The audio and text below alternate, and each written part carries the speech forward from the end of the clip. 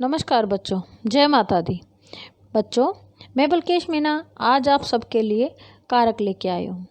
कारक क्या हैं, इनकी क्या विशेषता हैं, इनके कितने भेद हैं, ये कहाँ कहाँ प्रयोग किया जाता है, ये हम आज इस पाठ के अंतर्गत पढ़ेंगे।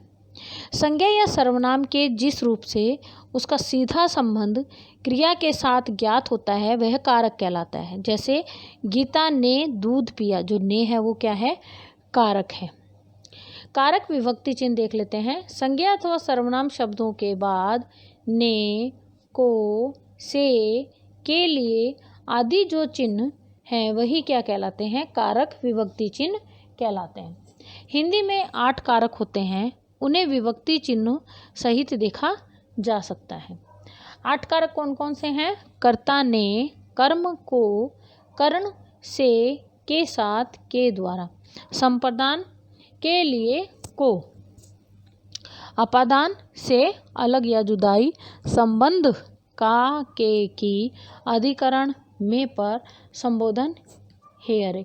अब इन कारक की क्या विशेषता है कि कर्ता से अधिकरण तक विभक्ति चिन्ह जो परसर्ग हैं वो शब्दों के अंत में लगाए जाते हैं, किंतु संबोधन कारक जो है हे, अरे, रे आदि वो शब्द से पूर्व लगाया जाता है।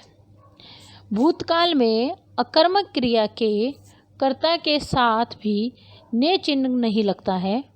वर्तमान में भविष्य की सकर्मक क्रिया के कर्ता के साथ ने चिन्ह का प्रयोग नहीं होता है।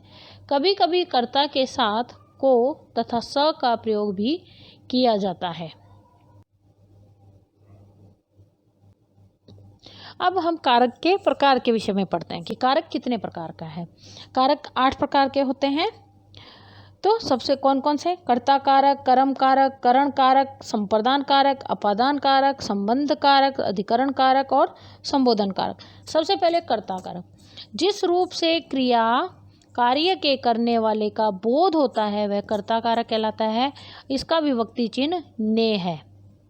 कर्म कारक। क्रिया के कार्य का फल जिस पर पड़ता है वह कर्म कारक कहलाता है।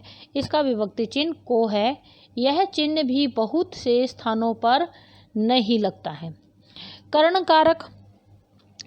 शब्दों के जिस रूप से क्रिया के करने के साधन का बोध होता है वह करण कारक कहलाता है। इसके विभक्ति चिन्ह से, के द्वारा है। संप्रदान कारक का अर्थ होता है, संप्रदान का मतलब होता है देना, अर्थात कर्ता जिसके लिए कुछ कार्य करता है उस रूप को संप्रदान कारक कहते हैं। इसके विभक्ति चिन्ह के लिए है। अपादान कारक। संज्ञा के जिस रूप से एक वस्तु का दूसरी से अलग होना पाया जाता है, अर्थात जुदा होना पाया जाता है, वह अपादान कारक कहलाता है और इसका विभक्ति चिन्ह से है। संबंध कारक।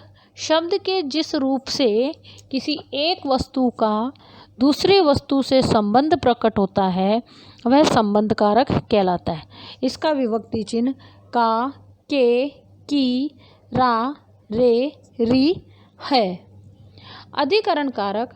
शब्द के जिस रूप से क्रिया के आधार का बोध होता है उसे अधिकरण कारक कहते हैं और इसका विभक्ति चिन्ह में और पर है।